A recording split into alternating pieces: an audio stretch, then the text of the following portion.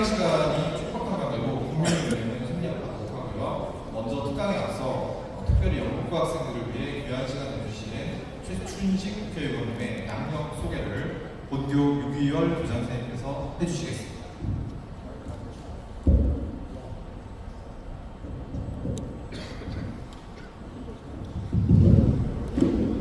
제가 다른 양력 소개는 따로 하지 않겠습니다. 그래서 의원님을 제가 어떻게 소개를 할까 고민을 했는데, 저희가 어떻게 보면은 국회의원을 학교에서 본다는 게 쉽지가 않지만, 이 분이 어떤 분인가 하면 저희 2014년도에 저희 부사관과를 만들어 주신 분입니다. 그래서 경기도 교육청에서는 무슨 고등학교에 군사학과를 만드냐, 경기도 교육감님이 극구 반대하셨습니다. 그래서 거의 한 달, 두 달을 도교육청에 다니시면서 본인이 공부하셔가지고 타당성을 주장하셔가지고, 선생님 이런 얘기하면 미안하지만 투쟁하셔가지고 영국고등학교 부사관과를 만들어주신 분입니다. 그 다음에 여러분 자고 있는 기숙사 있죠? 국회의원 되셔가지고 기숙사 4층 증축까지 해주셨고, 여기에 있는 체육관을 본인이 돈 따다가 직접 만들어주신 분입니다. 그래서 의정 활동 때문에 되게 바쁘신데도 불구하고, 또 포천에 우리 학교보다 큰 학교가 많은데도 불구하고 그런 인연 때문에 여러분들 꼭 한번 보고 싶다고 해서 이렇게 어렵게 오신 겁니다. 선생님도 이 교장이 된다면 그걸 알았습니다. 그래서 최춘식 국회의원님 때문에 선생님도 여기서 교장을 하고 있고, 여러분도 꿈을 키우기 위해서 이 자리에 앉아 계신다고 생각합니다. 자, 방금 제가 소개한 오늘 1시간 동안 여러분들한테 좋은 말씀을 해주신 최춘식 국회의원을 여러분들 뜨거운 박수로 다시 한번 환영해 주시기 바랍니다.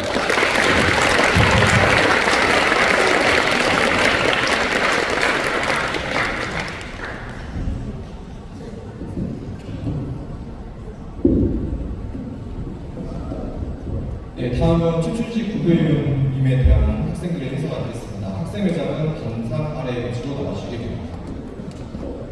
의원님께 대한 인사. 전체 앉은 채로 차렷! 성실! 바로! 전체 같이 이렇게 교수종을 받으니까 군대에 다시 입대한 것 같은데, 여러분 지금 교장 선생님께서 제가 아주 그냥 과하게 이렇게 소개 말씀을 해주셨는데, 여기 지금 여러분들이 보시고 계시는 교장 선생님 마음은 저하고는 옛날부터 아주 잘 아는 그런 또 관계가 처집니다. 제 딸의 담임을 하셨어요. 관임고등학교에, 제가 관임중학교에서.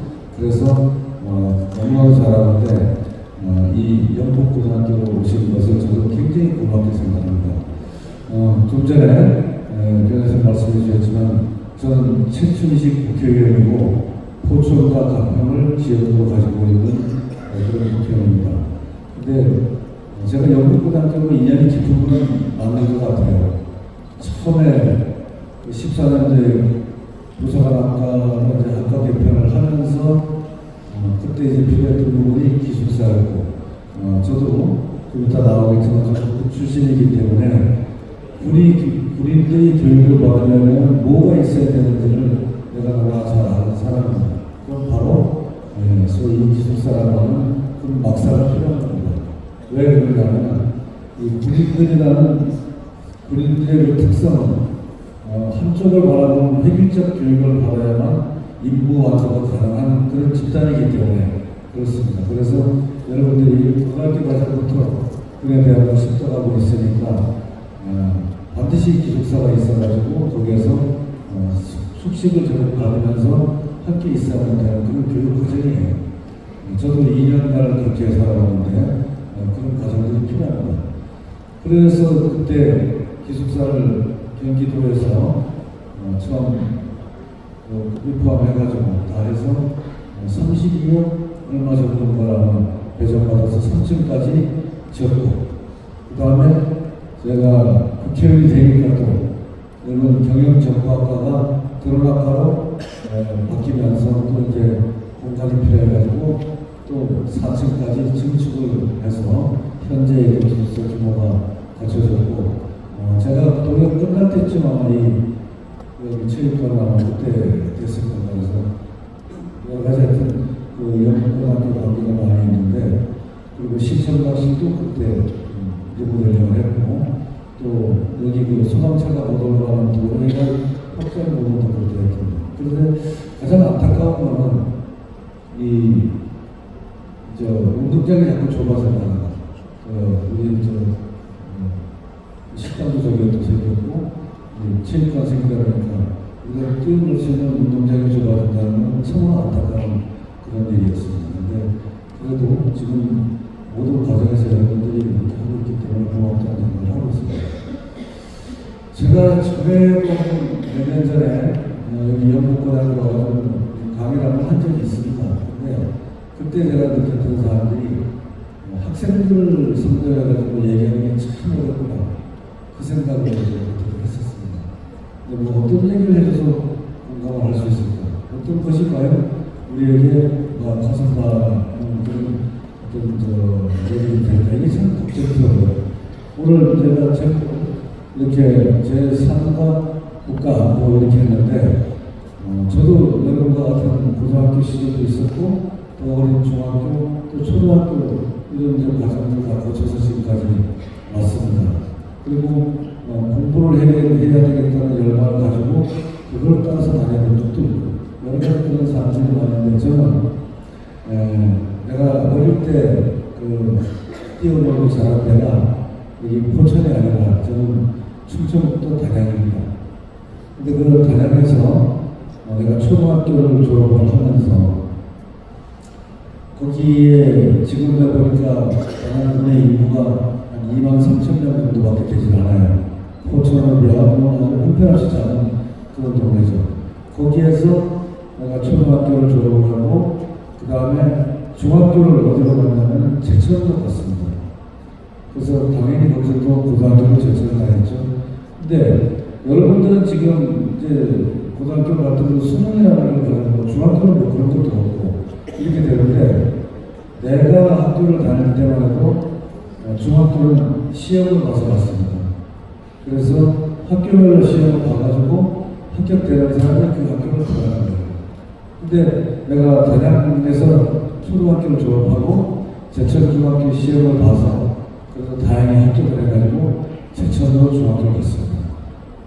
그리고 또 거기에서 제천 고등학교도 하고 했는데 그때만 해도 우리가 가정 형편이 다 좋지 못하기 때문에 내가 제천으로 사실상의 어떤 유학에 들어가 있지만 거기에서 내가 거주할 수 있는 집도 없고 이런 또 적당한 어떤 공간이었기 때문에 그때 기차를 타고 통학을 했어요. 통학을 하면은 기차 역전에 와가지고 차를 기다렸다가 타고 집에 오고 아침에는 최소한 5시 정도 되면 일어나야 학교를 등교할 수 있는 그런 시간이 됩니다. 참 어렵죠. 근데 지금 그렇게 하면서도 학교를 내가 가는 데를 가야 되기 때문에 그렇게 되는 건데 그때도 여기 보면 차가 정확한 시간에 오는 경우가 거의 없습니다. 그럼 저녁에는 7시 정도에 차가 와야 되는데 차가 늦게 오면은 연차가 되죠. 밤 11시 밤 이 정도까지 차가 늦게 올 때 되면 집에 오면은 12시, 1시 많이 되니까 참 공부하기도 어렵고 쉽지 않은 그런 이제 학창 시절을 지나가면서 계속적으로 성적은 떨어지고 내가 마음 먹은 대로 되지 않고 이런 것이 있으니까 여러분들 가장 갈등을 겪고 있는 그런 시기에 얼마나 힘들겠습니까? 그런 과정을 지나가지고 고등학교를 갔는데 똑같은 과정이죠. 그와 같은 사정 속에서 공부는 제대로 안 되고 내 욕심처럼 안 되니까 참 힘이 들었던 그 과정이 있었습니다. 그래서 저는 대학교를 가야 할 때 우리는 들어보셨지 못했던 예비고사라는 걸 봤어요. 그 예비고사를 봐가지고 어느 지역을 내가 지방을 하면은 이제 1지방, 2지방이 있었는데 1지방은 서울 지역을 간다. 또 2지방은 강원도 간다. 그러면 그 지역에 합격을 해야만 해당 학교에 인치할 수가 있는 거예요. 이와 같은 걸 하는데 그렇게 공부를 잘하지 못하다 보니까 저도 성적이 떨어져가지고 예비고사를 봤는데 서울하고 충청북도를 냈는데 서울이 떨어지고 충청북도는 되더라고 당연히. 그래서 내 욕심을 살지 않고 좀 더 좋은 학교를 가보려고 저도 재수를 1년을 해봤습니다.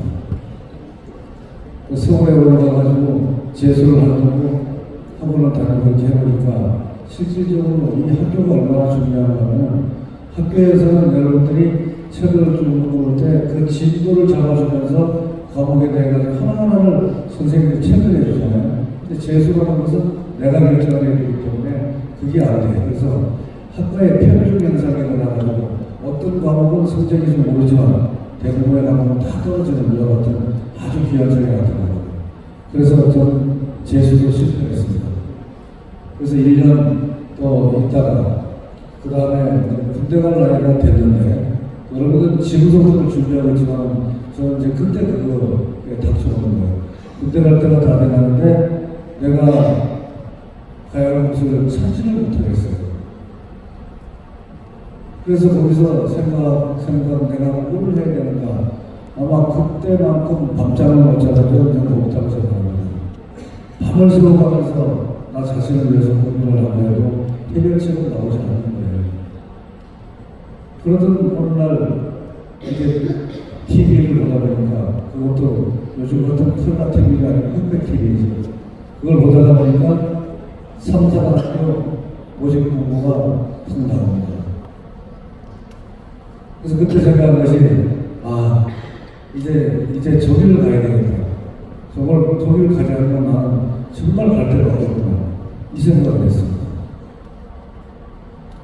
그래서 그때부터 내가 한 달에 여유가 있는데 시험 볼 때까지 15일을 왔다 갔다 하고 보니까 갔고 15일 동안을 내가 우리 학생들이니까 아주 옛날 얘기하면 너무 좀 얘기할게요. 책이 영어 배우고 영어를 할 수가 없거든요. 영어 배우고 7권인데 그 7권을 제가 13일치로 다 적었습니다. 적어서 하루에 그 7권의 책을 하루치로 다 보지 못하면 잠을 못 자는 겁니다. 그렇게 해가지고 13일째가 되다 보니까 책의 마지막 장에 다 넘어가는 겁니다. 그래서 그 뒤에 가가지고 시험을 봤는데 참 오랜만에 합격이라는 소리를 그때 들었죠. 정말 그 운 좋게 합격을 해가지고 그때부터 제가 2년 동안의 그 삼사관학교 이제 교육과정 생활을 했습니다. 이거 좀 들어주시면. 여기 제가 이제 입교할 때 아마 이런 모습이었을 것 같아요.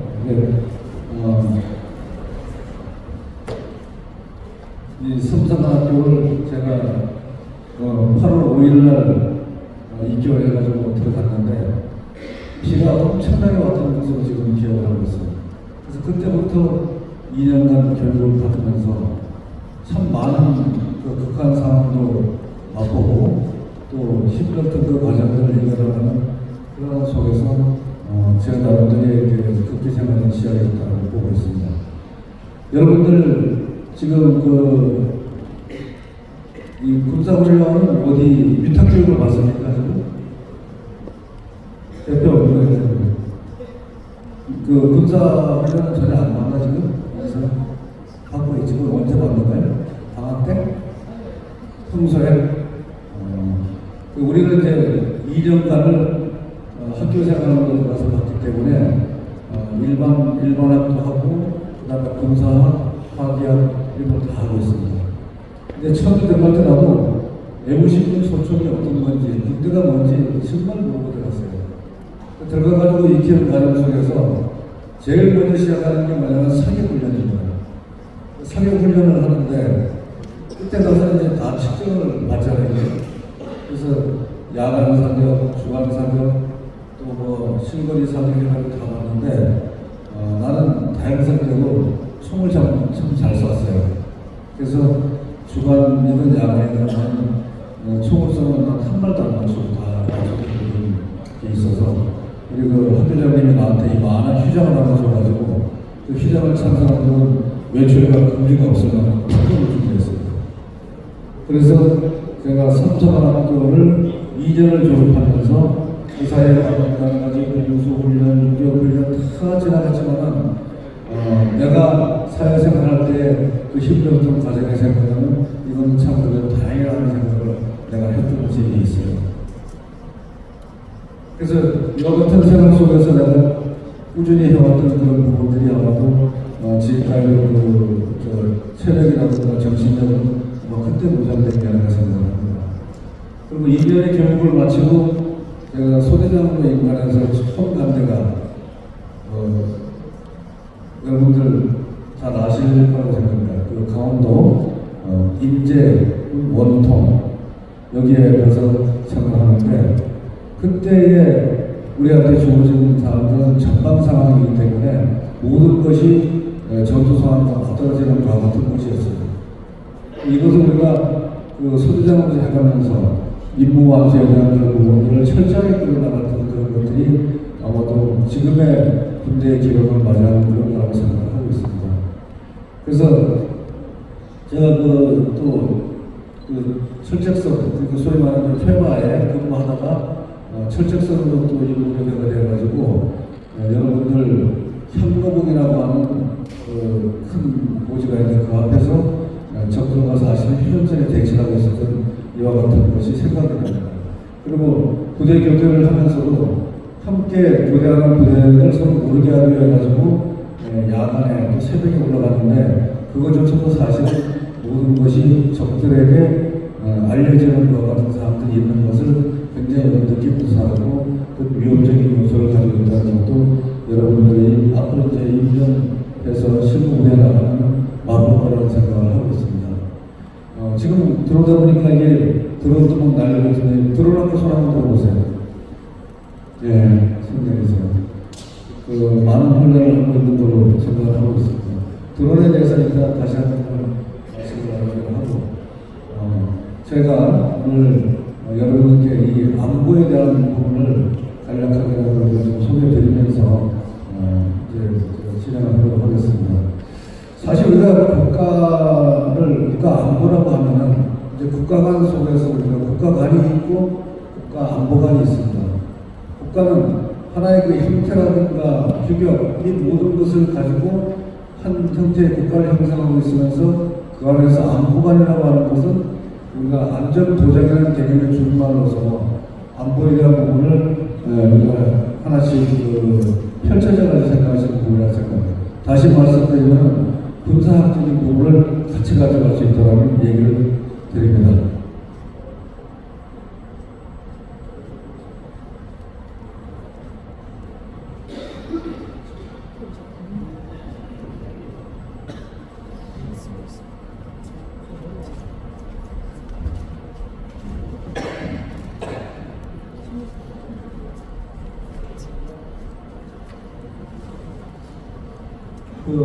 이 슬라이드는 내가 남길 수 없나? 내가 남길 수 있어요?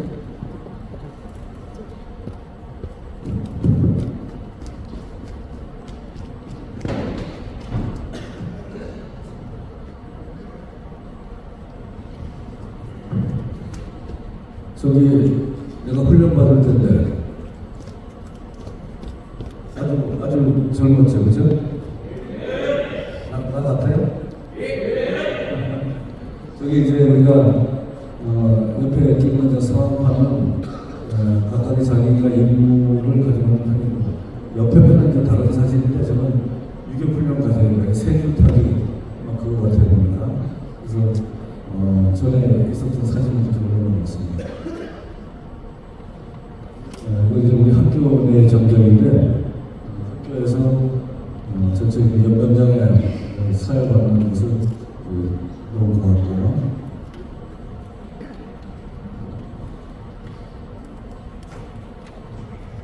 그 제가 이 사관학교까지 졸업하고 임지에 가가지고 훈련을 또 받고 또 소대장 임관해가지고 이러면서 내가 가장 거기에서 맺어진 거랑 감동하고 내 마음속에 바로 이 세 가지가 되거든요. 책임감이 있는 그런 어떤 활동과 행동을 했어야 되고 또 주변에 신뢰를 줄 수 있는 믿음을 줄 수 있는 그런 사람이 되어야 되겠다고 생각을 했고 세 번째는 약속을 잘 지켜야만 우리가 누구든지 믿음을 줄 수 있는 거라고 생각합니다. 그래서 이 세 가지가 제가 지금까지 살아오면서 가장 깊게 생각했던 부분이라고 저는 알고 또 그렇게 지금 실천을 하고 있습니다. 약속이 되지 않으면 내가 누구에게 약속을 지키지 않으면 그 사람들한테 믿음을 주지 못하기 때문에 어떤 것이든지 할 수 있는 부분이 없다 이렇게 생각을 합니다. 그리고 내가 이 군생활을 이렇게 마친 데는 바로 여기 가까운 육사관에서 내가 육사를 마쳤는데 그걸 마치고 나서 제가 지역에 예비군 지휘관을 내려갔습니다. 바로 관인에.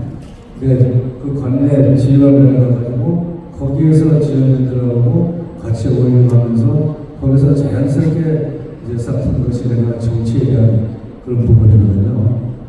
이게 정치를 하기 위해 가지고 나도 여러 가지 준비를 하는 과정 속에서 좀 전에 그 공부에 대한 열정을 말씀을 드렸습니다만 예비군 준비를 하면서 방송통신제도 제가 졸업을 했고 수료했고 그 다음에 그것만 가지고는 안 될 것 같아가지고 가까운 대진대학교 또 경제학과를 제가 졸업을 했습니다. 그렇게 해서 또 나중에 도의원 돼가지고는 또 대학원도 진학하게 되고 이런 것을 쭉 거쳐가면서 나름대로 나의 어떤 그 터전을 마련하려고 했는데 이때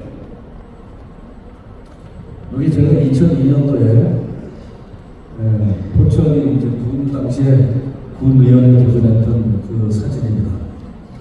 이때도 저희들이 슬로건을 내는 것이 지역 발전을 가지고 우리 군 협의 문제를 많이 다뤘던 것이 그때 보여지고 있는데 이 그때 사진이고요.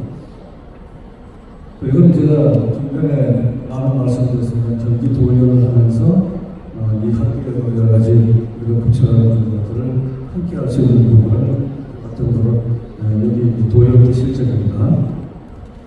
그 다음에 이것이 기초가 돼가지고 제가 국회의원에 20년도에 도전해가지고 현재까지 임무 수행을 하고 있습니다. 이런 정치적인 부분을 제가 왜 말씀드리냐면 저희한테 지금까지 걸어오기를 조금 하다 보니까 이런 걸 드리게 되는 겁니다.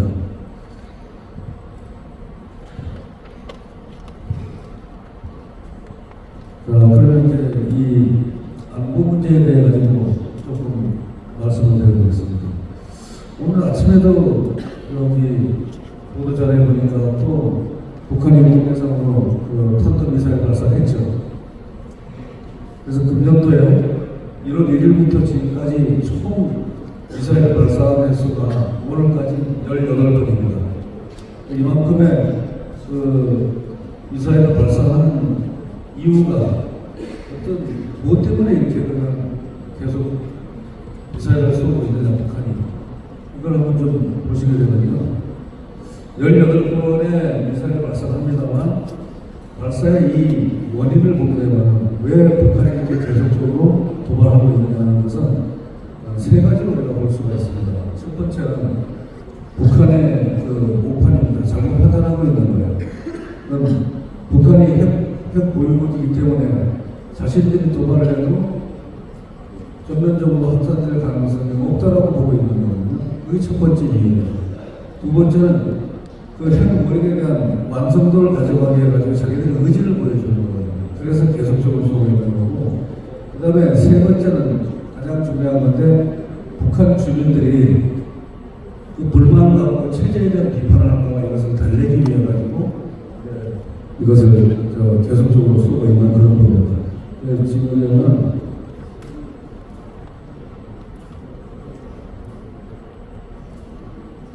여기 지금 세 가지가 나오고 있죠. 그래서 이와 같은 이유 때문에 북한은 계속적으로 도발을 할 수밖에 없는 겁니다. 그래서 이 다음에는 몇 가지 우리가 북한이 하고 있는 도발의 형태에 대해서 좀 어떻게 우리가 체계를 가져가야 되는가 하는 걸 말씀드릴게요. 북한의 이런 미사일 도발을 가지고 우리가 대응하고 있는 것은 이 세 가지입니다. 한국의 그 성축 체계라 가지고 이 킬체인, 그다음에 한국형 미사일 방어 체계, 대략 응징 보호 이렇게 나와 있는데 이 킬체인이라고 하는 것은 뭐냐면은 북한이 가지고 있는 미사일 발사체라든가 또는 우리가 것들에 대해 가지고 정확하게 그것을 탐지해 가지고 이 사용 징후가 보일 때 선제적으로 타격한다는 것이 바로 킬체인입니다. 두 번째 이제 한국형 미사일 방어 체계는 이거는 북한이 우리한테 이미 발사한 미사일을 해가지고 그 초동적 대응을 하기 위해서 바로 그게 요격할 수 있는 미사일을 쏘는 것을 우리가 미사일 방어 체계라고 합니다. 그 다음에 대략 응징 보복이라고 하는 것은 북한이 그와 같은 것을 도발했을 때 우리가 그 체계를 완전히 응징하고 없애기 위해 가지고 그쪽에 대해 가지고 아주 집중적인 타격을 하는 것을 응징 보복이라고 이렇게 얘기를 하고 있습니다.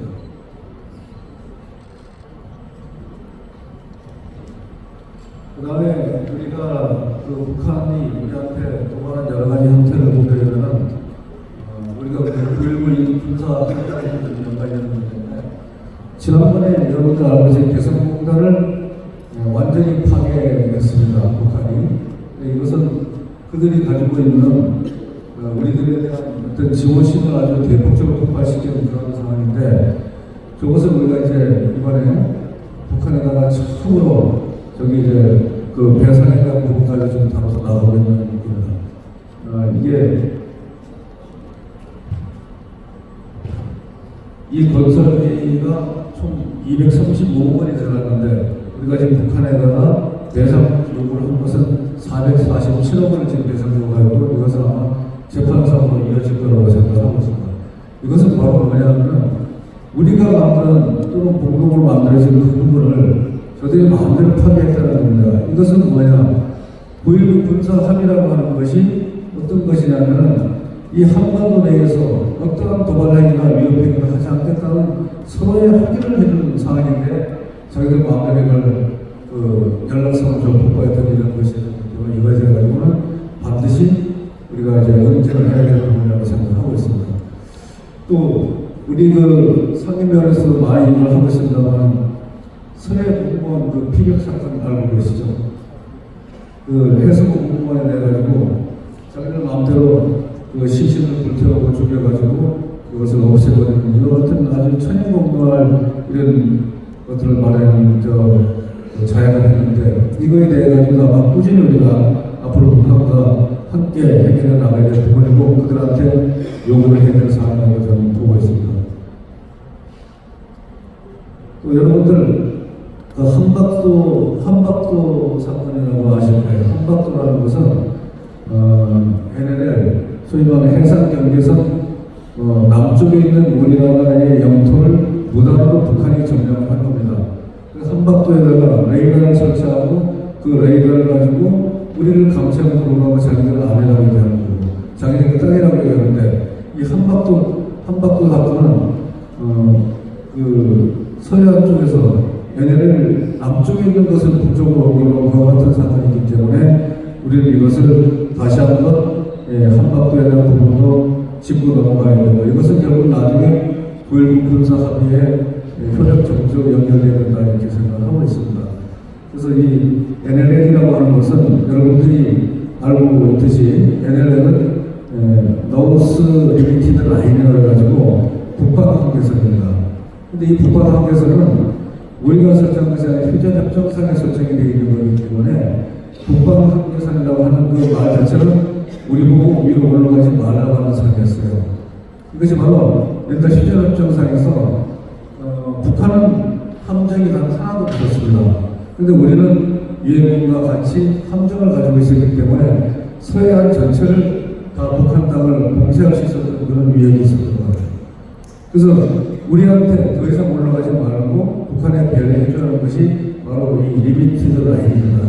그런데 이것을 자기들이 지금 와가지고는 휴전선과 똑같이 그걸 만들어 달라는 걸 얘기를 하고 있어요. 이게 이거는 절대 되지 않을 일이라고 생각하고, 한 가지 더 말씀을 드리면,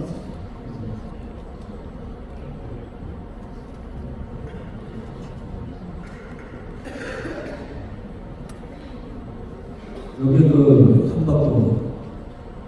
한박도입니다. 그래서 이게 사실은 얘네들 남쪽에 있는 우리나라 땅인데 저들이 자기네 땅을 좀 만들어 것을 요구해 가지고는 반드시 찾아야 된다는 생각을 하고 있습니다.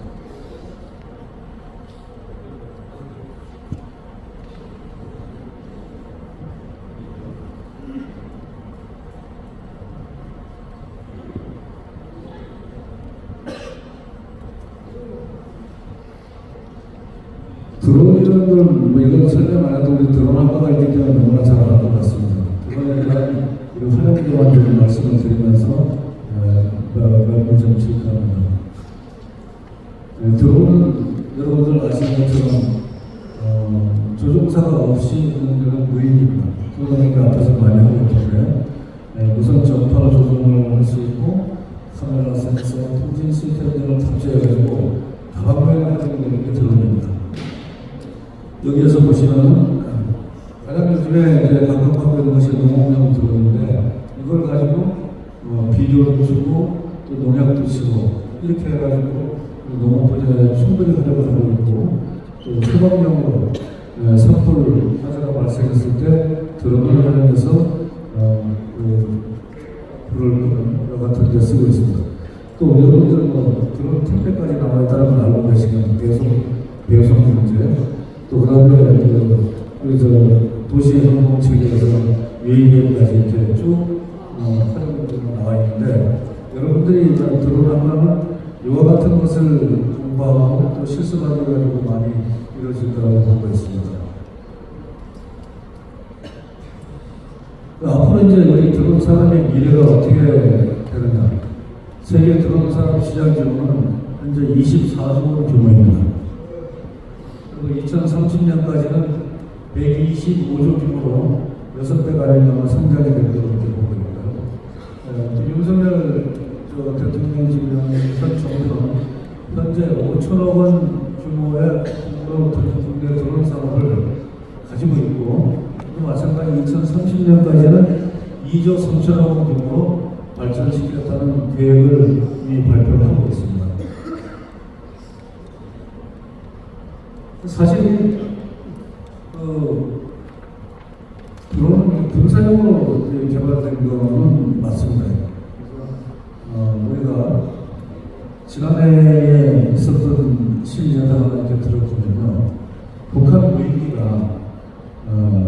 파주 문산 쪽을 통해서 내려와가지고 서울 상공을 다 뒤집고 용산 대통령실 앞까지 진입했다가 의정부 축소를 활용해가지고 임진강을 건너서 그렇게 다시 유의 복귀한 이와 같은 일들이 벌어졌습니다.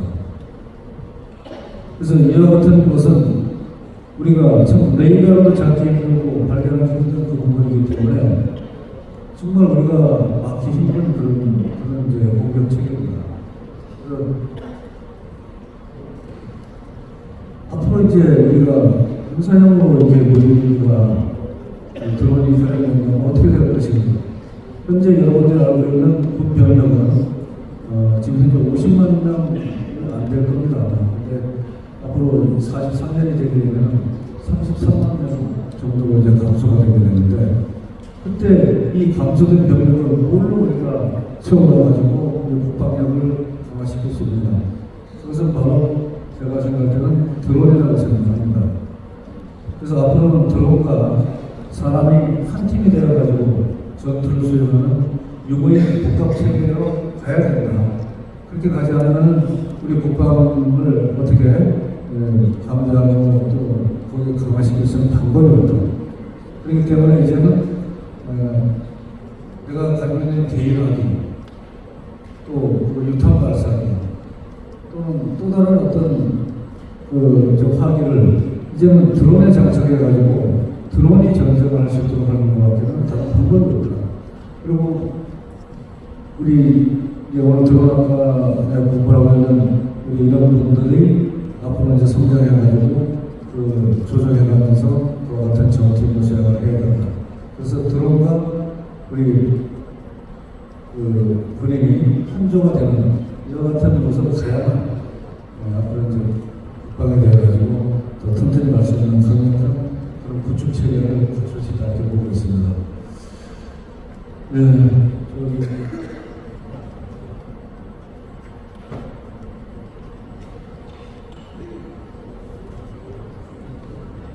네, 시간이 얼마나 더 있습니까? 4시 반입니다. 4시 반? 네. 우리가 전체적인 우리나라의 역사를 보게 되면은 935차례 정도의 외부를 대침략을 받았다고 합니다. 5천년 역사 중에서. 그래서 큰 전쟁들만 우리가 툭툭 던져보면은 고구려 시대 때는 정말 중원대국을 다 제패하는 광개토대왕 장수왕 시대가 있었지만 아주 그 승전의 역사고 그 다음에 우리가 고려 때 와가지고 몽골로부터의 침략을 받아서 정말 이 강토가 다 우리가 속된 말로 절단이 날 정도로 다 그렇게 피폐했던 그 역사를 가지고 있고 조선시대에 와가지고는 대대적인 전쟁이 임진왜란 또 병자호란 이와 같은 거거든요. 근데 근대사회에 와가지고 우리가 제일 기억할 수 있는 부분이 바로 6.25 전쟁입니다. 6.25 전쟁은 여러분들 우리가 그 전쟁을 어떤 신뢰에 따라서 일으킨 것도 아니고 열강들의 정글 이동과 시기에 들어가는 바로 6.25 전쟁이고 그로 인해가지고 그 아픔은 지금까지 우리한테 지속되고 있습니다. 근데 우리가 6.25 전쟁을 치르고 이번에 이제 73년을 맞이해가지고 여러 가지 행사도 하고 잊지 말라고 말씀을 드리지만 우리가 6.25 전쟁이 지나간 다음에 우리한테 남아있는 것이 뭔가 6.25 전쟁의 결과가 뭘로 남아있느냐 아무도 변할 게 없습니다. 옛날에 38선은 휴전선으로 변했다는 것밖에 없고 또 북한 체계를 한번 보시면은 옛날 김일성 체계에서 김정일로 넘어와서 김정은으로 넘어오는 동안에 그들의 족벌체제에 아무런 변화가 없거든요.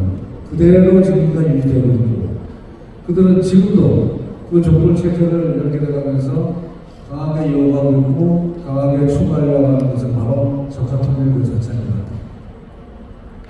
그렇기 때문에 현재 우리가 북한과의 이 대적 관계에서 바랄 수 있는 것은 아무것도 없고 발전이 의미가 없습니다. 그리고 옛날에 또 우리 6.25 전쟁을 일으킬 때 동맹국 관계를 보면은 북한은 중국 그때 중국이라고 표현했으면 중국과 소련이었습니다.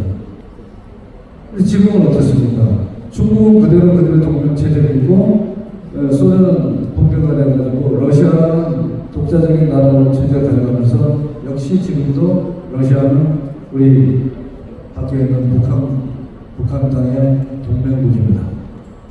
김정은 체제의 동맹국입니다. 그래서 아무런 변화가 없는 것이 지금 현재까지 일이거든요.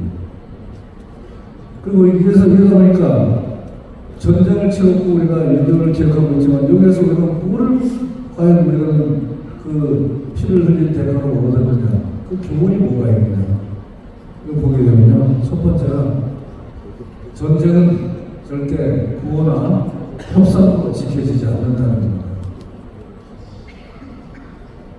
우리가 정치권에서 또는 우리 사회적으로 아무리 북한하고 지금 현재 그 평화체제를 가져간다고 거기서 얘기를 해봤자 그것은 절대 지켜지지 않는다는 겁니다. 왜? 북한이 지금 준비하는 저 핵과 미사일을 보십시오. 저거에 대응할 수 있는 것은 뭘 하겠습니까? 사실상 힘의 논리밖에 없는데 우리는 그거하고 대적할 수 있는 걸 마련하지 못하고 있습니다. 이것이 바로 전쟁은 공허나 협상만 가지고는 절대 지켜지지 않는다는 것을 우리가 교훈으로 가지고 가고 있고요. 그리고 6.25 전쟁을 우리가 기억하고 있지만 군사적으로 소위 말하는 무력으로 군사적으로 막지 못한 전쟁을 막지 못한 대가는 엄청나게 크게 나오고 있습니다. 우리가 6.25 전쟁 이후에 우리에게 다가왔던 여러 가지 형태의 모든 사항들이 뭘로 나갔습니다. 우리 국민들에 대한 핍박과 또 굶주림과 이런 것이 우리한테 좋았던 것이 이제 지금에 와가지고 세계 경제 신재 강국에 대한 쾌거를 얻은 그 막중한 노력들이 어디서 왔는가, 이것도 우리는 기억하고 6.25 전쟁의 교훈으로 삼고 가야 된다는 생각을 합니다. 그 또 한 가지 이제 마지막으로는 이 전쟁이 끝났습니다만 이 미완성의 평화, 소위 말씀드리면 완전히 전쟁이 끝난 것이 아니라 휴전 상태에 있는 미완성의 전쟁 종료는 우리에게 더 큰 과제를 남겨주는 거라고 저는 생각하고 있습니다. 현재 정치권에서 일부는 종전선언을 얘기하고 있지만 이 종전선언은 결국 유엔사협의 해체를 요구하고 있는 거고, 그것은 결국 우리 천정국대에 대한 그 전쟁에 가입하는 크나큰 한계를 낳아주고 있는 겁니다. 그래서 현재 이 미완성의 휴전 상태에 있는 전쟁이 끝난 것을 완전히 우리가 이제는 어떤 방법으로 어떻게 이 전쟁을 끝내고 우리 이 땅의 평화를 가져올 수 있는 것은 다시 한번 가져갈 숙제라고 생각하고, 이렇게 6.25 전쟁을 겪으면서 많은 것을 우리가 지니고 지나갔지만 이제는 여러분들이 이 부사관학과 학생 여러분들이 이제는 정말 우리나라를 지키는 근간이 되어가지고 좋은 앞으로의 행보를 보여주시기를 바라겠습니다. 여러분들 어떻습니까? 그 교육 받아보니까 또 학교에서 하는 교육이 여러분들 그 처음에 생각했던 거 가지고 마음에 듭니까? 네. 그래서 나는 영국고등학교 오면은 아주 기분 좋습니다. 내가 함께 같이 만들어놨던 그 결과물들이 이야기 다 있는 것 같아가지고, 아주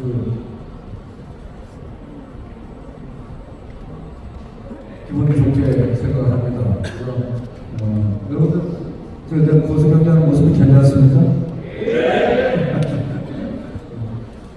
앞으로도 저는 그 부산학교가 좀 더 나은 발전을 가져가고 그 지역사회에서 여러분들이 그 기여가 커지길 바라겠습니다. 특히 드론학과 우리 학생들은 교장 선생님께서 말씀하시는데 지역의 어떤 농사 사업 후에 지원할 부분이 있으면 나가서 실습도 하고 지원도 하는 그런 체계를 가져갈 거라고 말씀하셨어요.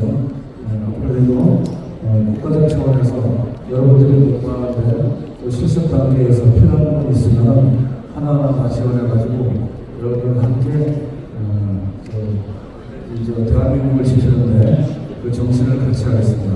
여러분 오늘 그냥 뭐 구속시 말씀을 좀 드렸습니다만 앞으로도 필요한 부분은 학교의 대표가 저희 사무실하고 교류를 좀 나눠주시고 필요한 게 있으면 꼭 우리 쪽에 신청해 주시면 그 노력을 아끼지 않겠다는 말씀을 드리겠습니다.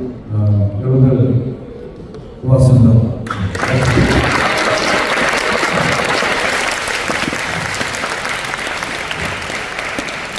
네, 마지막으로 오늘 좋은 말씀 해주신 의원님께 대한 인사 받도록 하겠습니다. 학생회장은 단상 아래 위치로 와주시기 바랍니다. 의원님께 대한 인사. 전체 앉은 채로 차렷!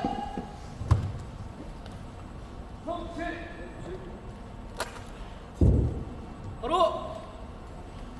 예, 이상으로 특강을 마치겠습니다.